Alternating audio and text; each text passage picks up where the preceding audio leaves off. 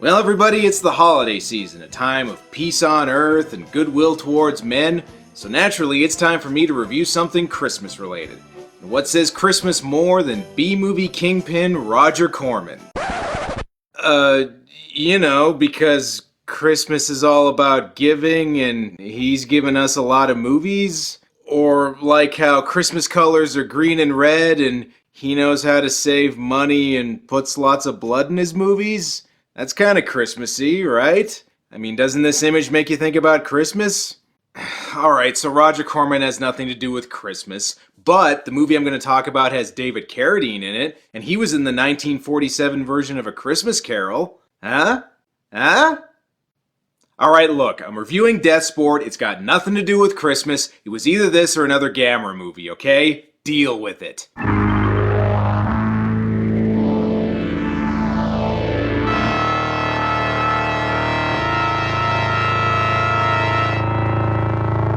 So as I was saying, Deathsport is a 1978 post-apocalyptic movie produced by schlockmeister Roger Corman. Corman's known for making cheap cash-ins on currently popular movies, but this isn't quite one of those. Instead, it's a cash-in on one of Corman's own movies. The movie's considered something of a spiritual sequel to Corman's own Death Race 2000, which also starred David Carradine and was a surprise hit a few years before. So, Carradine and Corman decided to team up for another futuristic extreme sports movie and made Deathsport. But whereas Death Race 2000 was a hit and is now considered to be a cult classic, Deathsport is...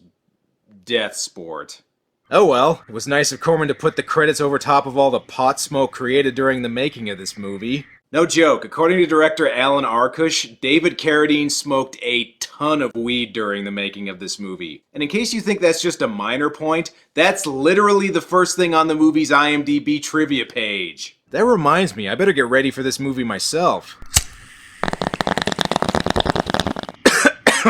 Okay, now I'm ready. Deathsport! Because nothing says bloody uncompromising combat like a generic sans serif font. Oh, and just remember, it may have taken 3 writers and 2 different directors to make this thing, but there is only one Roger Corman, baby. And what the hell? Jerry Garcia from the Grateful Dead did the soundtrack? Man, I'm not as prepared as I thought. So anyway, it's a post-apocalyptic movie, which means it begins with some good old post-apocalyptic narration. After the great neutron wars, the world consists of desert wastes and isolated city-states. A few machines remain as a reminder of the past. Unfortunately, those machines are all Philips CDIs. Okay, so the basic premise is that there's 2 kinds of people in the future. City dwellers called statemen, and nomads called range guides who roam the wasteland. David Carradine plays a guide called Kaz O'Shea, and it's a good thing he's got his hood on. I'd hate for him to get a chill. Also, it looks like he's getting stalked by the bad guy from Invasion U.S.A. Do not go to him. Wait for him to come to you. Bad idea, man. Remember what happened last time you let the hero come to you? It's time.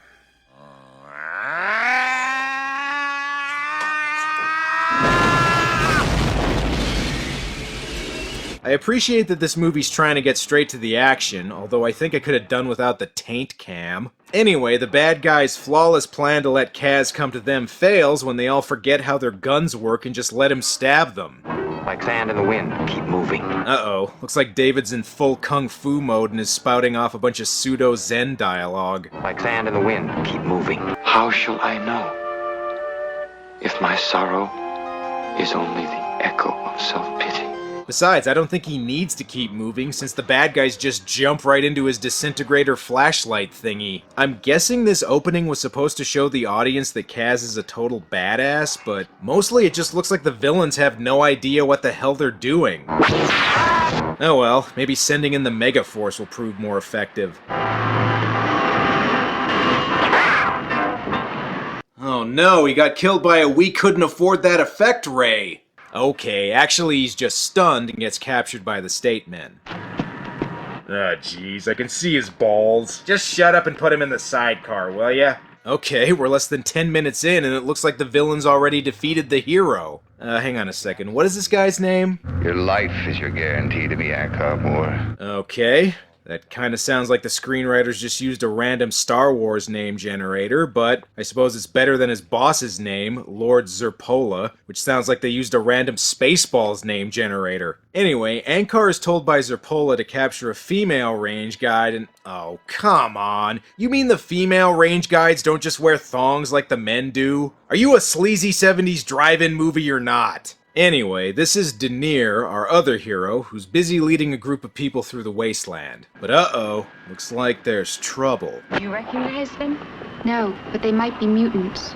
I don't know if they're mutants, but judging by the soundtrack, I think you just gave them a cartoon boner.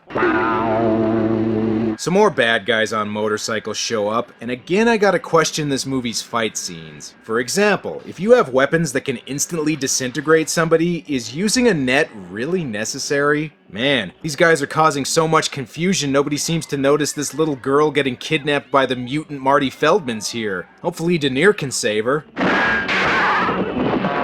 Oh hey, they captured Denier. You know, these guys are pretty effective when they actually remember that they have guns. Back at the city, it looks like Kaz isn't too happy about his accommodations.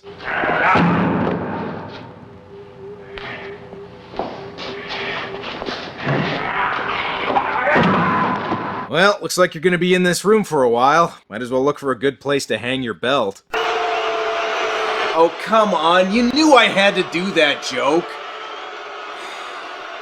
Why did the statement want to capture these two so badly anyway? Do you know why they have taken us? To fight in Deathsport. Title drop. What? What the hell is going on now? Jesus, I think this is the only Corman movie that requires a seizure warning in front of it. I told you to be quiet in there. You better learn to listen to me unless you're enjoying this. Hey, just because you're punishing them doesn't mean you have to punish the audience's eyeballs, too. Anyway, a doctor gets put into the same cell as Kaz, mainly so he can give an exposition dump. Okay, let's see if I can get the plot straight here. Zerpola's dying of a brain disease, which is also making him crazy, and he wants to go to war with another city called Triton to get their fuel, and the reason he wants the guides to fight in Deathsport is to show that his new motorcycle thingies are better than the guides, but the doctor's son is gonna try and help them escape and go to Triton, or something? You know, we're less than 20 minutes in, and so far this movie's got an entire Star Wars prequel's worth of half-baked plot lines. Oh well, at least Carradine seems to be enjoying his red light sauna. Do you know what the Deathsport is? Well, judging by the amount of plot lines you got going on, I know it's something you're probably not going to show very much of. But hey, who has time for Deathsport when there's more pseudo-mystical platitudes to throw around? Everything is within the self. Nothing is outside. Take away my body and my soul will still be mine. Yeah, strike me down and I shall become more powerful than you can possibly imagine. We know. Eventually the doc's son helps them break out disguised as one of the guards, and they really should have caught on that he wasn't one of them since he actually remembers that he has a gun. This is for the people in the audience with epilepsy, you asshole! Guards have put a field up on the outer door. Oh man, not a field! That's one of the scienciest science thingies you can put around a door! And guys, don't hotbox the set yet, we have a movie to finish! Take him. Well, we're not even a third of the way in, and so far the hero's managed to get himself captured twice. But hey, at least Cass seriously knows how to rock a nut hugger. Oh look, green and red decorations. See, this movie really is festive. Seriously though, what the hell just happened to the film quality? Did somebody splice in a snuff film or something? Okay, the real reason is the DVD was sourced from a TV edit of the movie, whereas all the R-rated scenes came from a much more inferior source. The way I figure it though, if you're gonna put in gratuitous nudity and gore, it might as well feel like you're watching a beat-up drive-in copy of the movie. It's more authentic that way. What the hell is Denier in though? Some kind of metallic torture car wash? Whatever, the scene's just an excuse for titties anyway, it doesn't have to make sense. I also think it's funny that this sequence was considered inappropriate for television, but apparently Carradine's nut shot from earlier was fine. The torture doesn't even matter though, since the guides can apparently heal each other almost instantly. Winning Deathsport should be a breeze. That is, if the guards don't just try and kill them again. Okay, I have no idea what the hell's going on here, but again, it's just an excuse for more nudity, so I doubt the director knew either. And are we ever gonna get to the Deathsport part of this movie called Deathsport? Put this on. What's this for? Deathsport. Okay, so the helmet fits. Now do you have a cup he can put under his loincloth? Well, looks like they got a good crowd for Deathsport. That matte painting looks packed. And Lord Zerpola even wore his best silk bathrobe for the occasion. Something's not quite right, though. To demonstrate to you a secret weapon that will make our conquest of Triton inevitable. The death machine.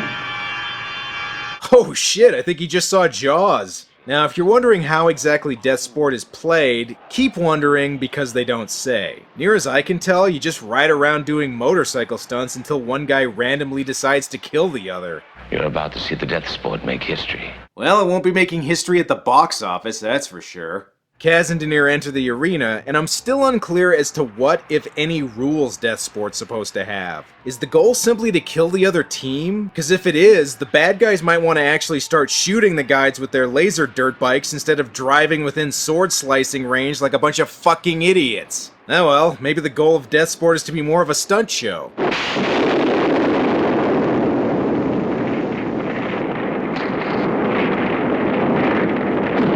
He's okay, ladies and gentlemen. Send down more death machines. I don't think that's gonna do any good. At this point, I think the bad guys are just killing themselves.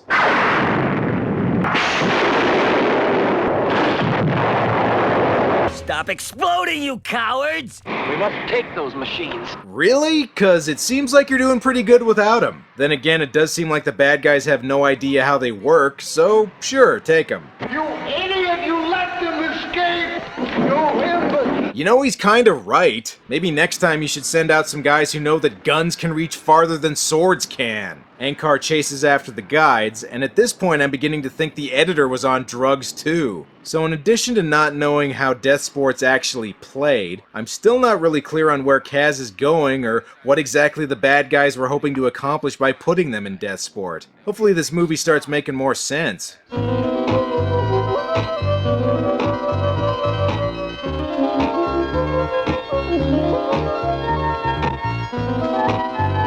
That scene was brought to you by nudity, because when you have tits, who needs logic?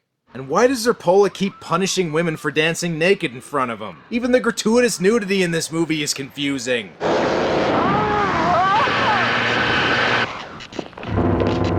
Okay, I guess the main bad guy's dead now. Kinda makes that brain tumor plotline from earlier seem pointless. Also, this is another one of the R-rated scenes, so if you saw this movie on TV, Lord Zerpola just disappears halfway through for no apparent reason. Well, Zerpola may be dead, but that's not gonna stop Ankar from going after Kaz. But I will show them that no man escapes my justice. Why risk a life for that?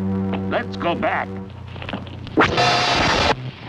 Any more suggestions? Yeah, some clearly defined rules for Deathsport would be nice. I'm just saying. And I'd be careful about killing your own men. Considering how incompetent they are, I think you're gonna need as many as you can get. Maybe this wasn't such a good idea!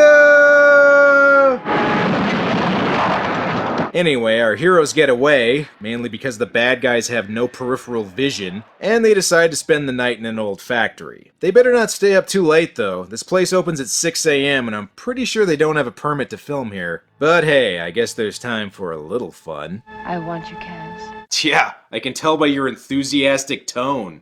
Oh baby, I want you so bad, Kaz. Don't stop. You're the king. I'm totally gonna come. I'm done. Our heroes head out the next morning, but the villains are already ahead of them and can see them coming. They're heading in straight toward the pass. Okay, they've got the element of surprise, which means this is a perfect opportunity to ambush them and... Okay, so do the bad guys have any idea how their weapons work, or... I should give them a little credit, though. They do manage to get at least one of our heroes, even if it barely registers with any of them. Dad! Ah, that was emotional, I guess. Oh well, he's gone. It's all your fault! You know, I do have to give Ankar credit. He may not be very good at catching the good guys, but so far he seems to be the only person with any emotions in this movie. Jesus, they're still on their motorcycles? God, and people complain that Blair Witch gave them motion sickness. This is like if Roger Corman movies had their own Universal Studios rides. Oh well, at least I know his haunted house would have some nudity in it. So are they on their way to Triton yet? We will guide you all the way to Triton after we have found the child. What? Wait, you mean that little girl that was kidnapped at the beginning? Is that still a thing? You know what? Fuck it. They've already got half a dozen other half-baked plot lines. What's one more? Anyway, Denier figures out where the little girl is through, editing, I guess? The mutants! The mutants have her! Of course! Those things that kidnapped her at the beginning are the ones that kidnapped her! Wait a second, that cave looks kind of familiar. They better not find the robot monster in there. Do not use your blaster until we are on our way out. The noise could bring a swarm of them upon us. Plus, we can save a ton on special effects that way. They get one of the mutants to lead them to the little girl, and I can't believe I'm saying this, but the eyeball makeup on the mutants is actually making me long for the stunning effects of a Gamera movie. It's a good thing Kaz here is a master of stealth. Now well, time to get out of there. After all, never stop moving, all we are is dust in the wind, or whatever the hell you said earlier. You know, I would ask why they don't just shoot more of them, but I think they used up their special effects budget for this scene already. Oh well, the important thing is Denier saved her daughter, niece, sister, friend. Who is this little girl again? I mentioned earlier that this movie isn't one of Corman's cash-ins on a popular blockbuster, but I do think he may be borrowing some things from another movie.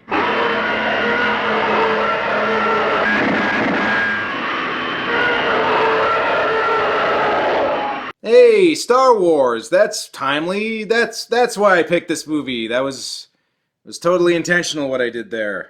I think I also figured out why these things are called death machines. It's because they explode at the slightest touch.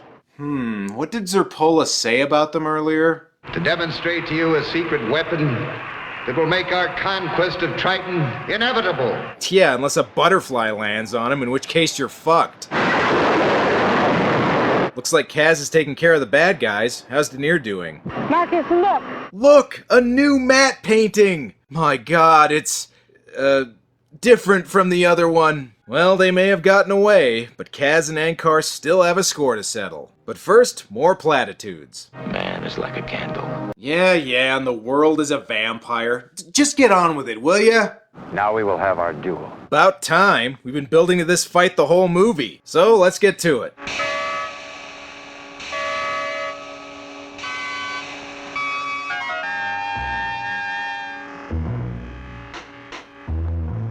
Are you guys gonna actually fight, or just edit each other to death? I gotta give Kaz and Ankar credit. It takes skill to cause that much damage with a plastic sword. You're not as good as your mother. That's weird. Usually people say I'm not as good as my dad. Decapitation. And once again, that shot was from the R-rated version of the movie, so if you saw it on TV, Kaz defeats Ankar after he just doesn't have a head for some reason. And so, the travelers are in a better place, or a different place at least. War has been averted, I think, and the Deathsport is no more. I'm guessing. The point is there's only a few minutes left. But wait a second, what about Kaz and Denier? Where will you go now? With you? You don't want me? Yes, I do. Then our union is complete.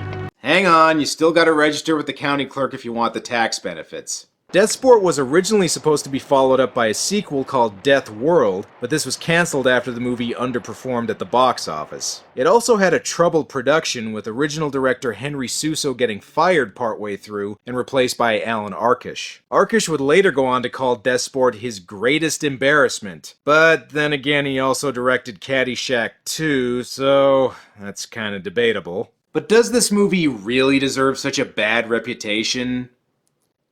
Well, kinda. The way I see it, there's two major problems with this movie. The first is it doesn't have a sense of humor. A big reason Death Race 2000 is considered a cult classic is because it's a satire that plays its absurd premise for laughs. But this movie takes itself way too seriously. The second is it tries to do a lot more than its tiny budget can handle. If the movie had just been about futuristic gladiatorial combat, it might have been pretty fun, but instead we get a bunch of unnecessary plot lines and half-thought-out backstory that just distracts from what should be some trashy drive-in movie entertainment. This isn't the most infuriating movie I've done for this show, but when it comes to low-budget post-apocalyptic movies, there's a lot better out there. Well, that's all for now. Until next time.